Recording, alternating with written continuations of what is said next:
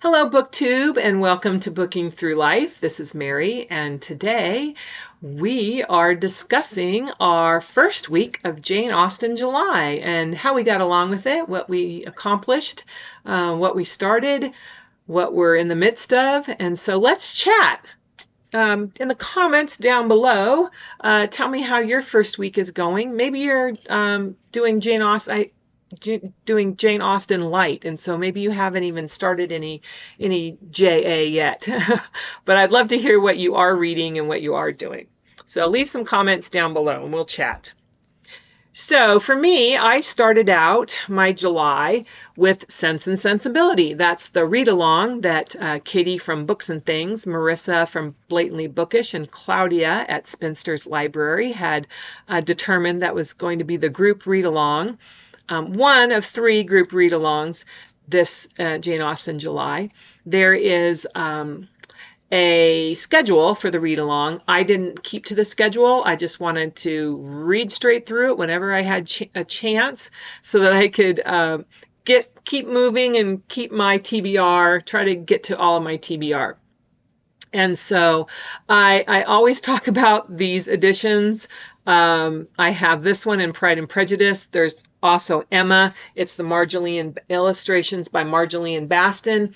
And I just love them. And it really, for me, it really adds to my reading experience, just having this lovely edition. It feels so nice.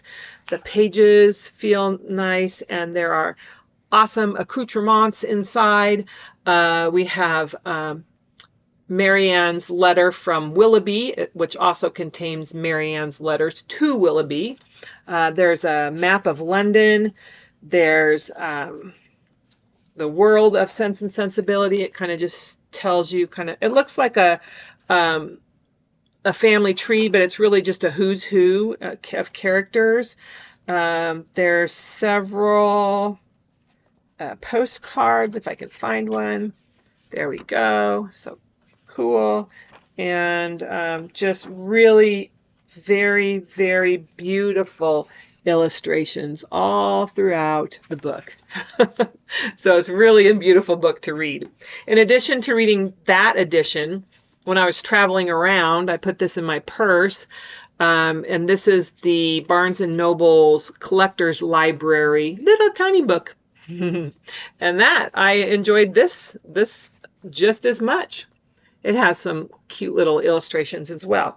And then when I was, if I read before I went to bed at night, I had this in-between copy. It's still kind of small. It's really a nice size. It's Wordsworth Collector's Edition, and it has this beautiful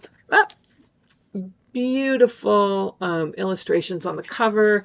Very nice, soft kind of cloth cover. And yeah, so I enjoyed reading out of all three of those editions.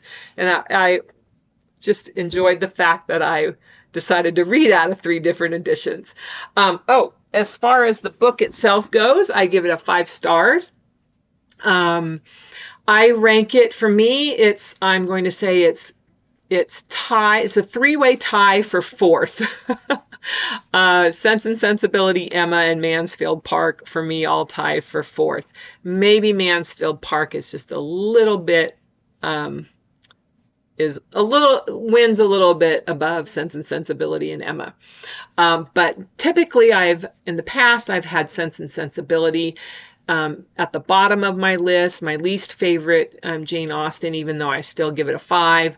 But this year I read it through the lens of being about sisters and sisterhood. And that was because I think about a year ago or so, maybe 2 years ago, Katie at Books and Things talked about rereading Sense and Sensibility through the lens of the sisters and looking at it as a story about sisters instead of a love story. And she talked on how that helped to improve her appreciation of it. And so I thought I would do the same thing the next time I read Sense and Sensibility, and that's what I did this time. And it really did. Just the sweet sisterhood of particularly Marianne and Eleanor was just really really neat to experience and to witness via book. And kind of reminded me of my own sister and myself. We're very, very different, just like Eleanor and Marianne. And so that was kind of fun, but very much devoted to one another and love one another. And so, yeah, I just really enjoyed reading it and looking at it in that aspect. But I also I really took a good look at the three main men in the story: Willoughby, Colonel Brandon, and Edward Ferrars. And I really enjoyed kind of thinking about what type of men they were, their character traits, particularly Willoughby and Edward. Because they have kind of some parallels in their storylines, although they're a bit different. If you kind of boil it down, some of their storylines are similar, and yet each one of these men handles their particular storyline very differently, and so that was very interesting. And then it was interesting to see, particularly Eleanor, how she responded to Edward compared to how she responded to Willoughby. And so yeah, so that just really enjoyed this reading. It's just so good. Of course, Jane Austen is always excellent, but yeah, so 5 stars. It's good to start off your month with a 5-star read. And so what else am I reading? Well, I have been reading Jane Austen devotion once a day. There's about 100 of these in here. And so I read some last year, and then I hadn't finished, obviously, because I only did it for the month. And so I picked it up again this year. And I'm really enjoying the fact that it starts off with an excerpt from one of Jane Austen's books. And so you're kind of putting a microscope on just a little tiny portion of the book, and kind of pulling out a life lesson, I guess. And it's been interesting because some of these excerpts, I'm like, even in Sense and Sensibility, I was like, I don't remember that part.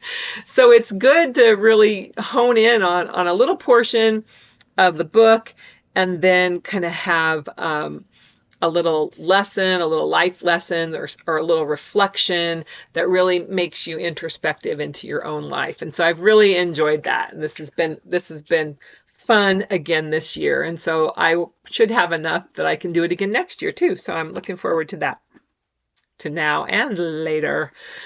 I'm also, my nonfiction book is Georgette Heyer's Regency World, the definitive guide for all fans of Georgette Heyer, Jane Austen, and the glittering Regency period, by Jennifer Kloester.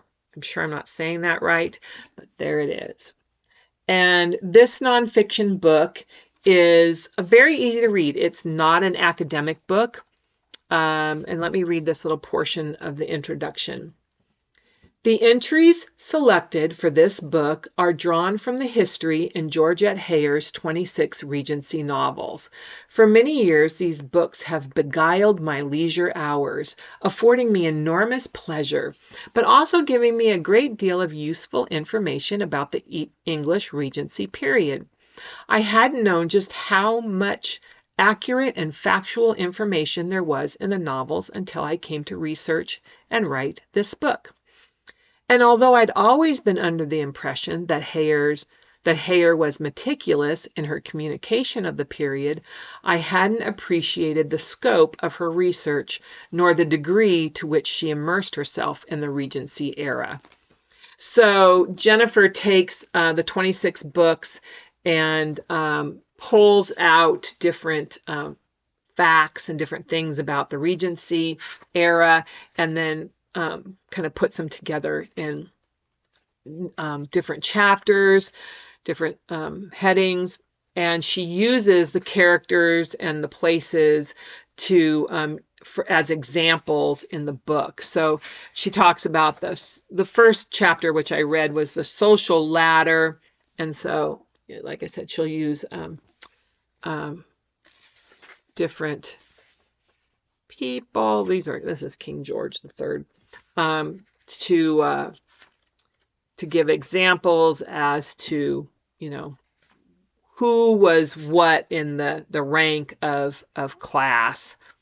And so it's been really interesting, and how difficult it was, especially for the middle class, to climb that social ladder and even to be ranked, because even in the middle class, they ranked your status.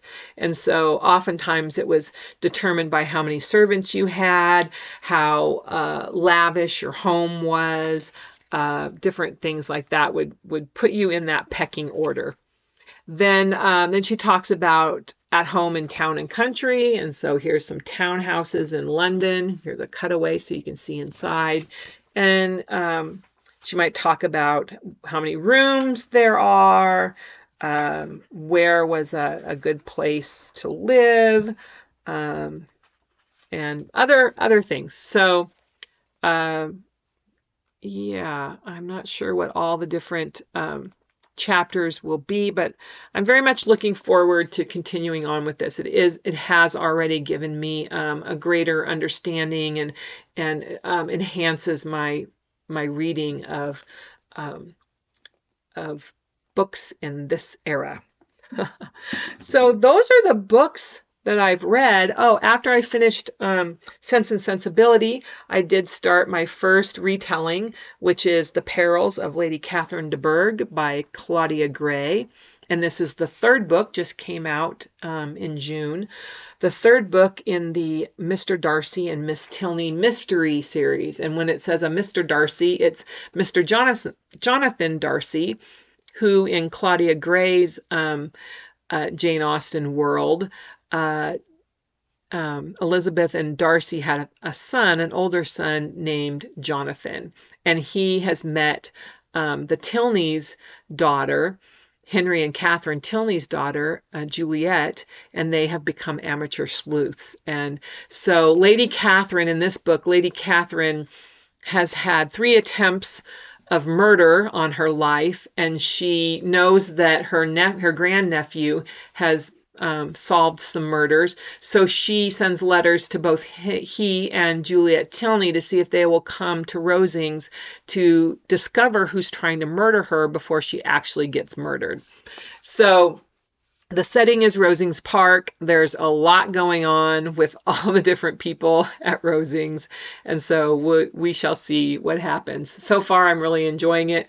My favorite part so far is learning the names of the Collinses' 2 kids. It was laugh out loud funny. I'm not going to spoil it for you if you should decide to read this, because it really is very funny.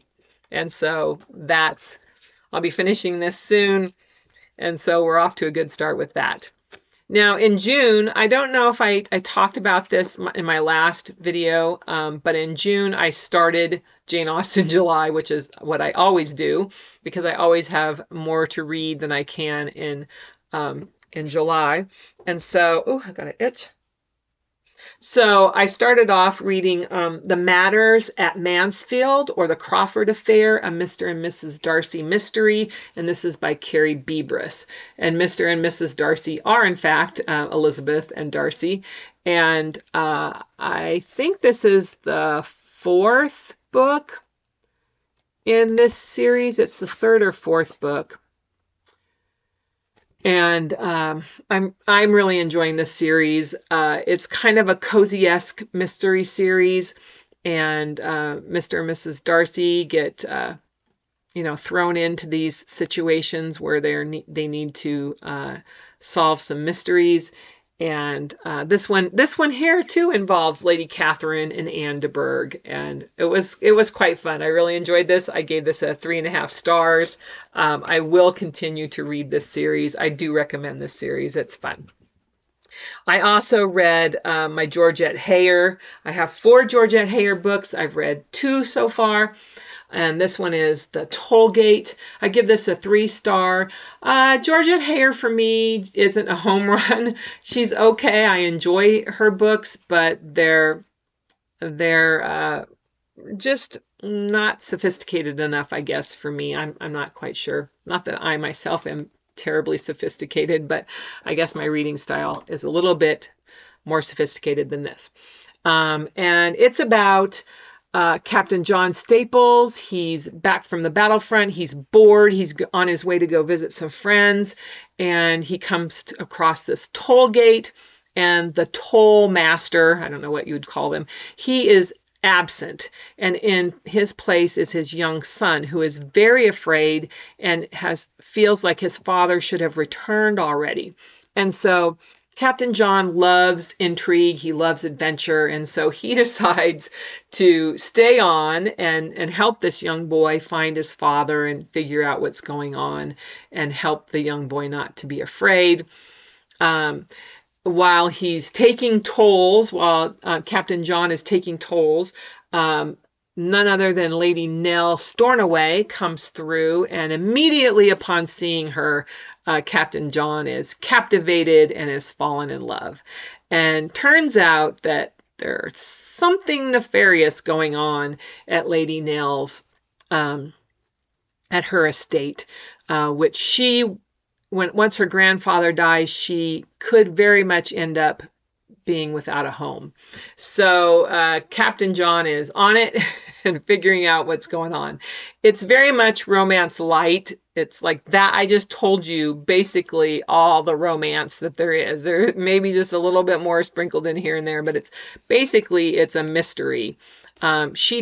Georgette Heyer does write mystery, but this one, for some reason, is categorized as a romance, and I wouldn't put it in as a romance. But anyway, I gave it a 3 stars. If you're a Georgette Heyer fan, let me know in the comments what you like about her and why, and all that good stuff. If you've read that one, let me know. I also, the only other thing that I've done thus far for Jane Austen July, other than buy this Pemberley t-shirt, which you can hardly see that it says Pemberley on it, but it does. The other thing I've done is I have watched 4 Sense and Sensibility movies. I've watched these 2, the Emma Thompson and the 2008, and I also watched Sense and Sensibility, which has Marianne as a candle maker. And then I also watched From Prada to Nada. I will talk about those on a later video. This video is long enough. Anyway, that's it for today. I hope all of your books are good books, and I'll see you again next time when we either talk about my book mail or we talk about movies. Until then, bye!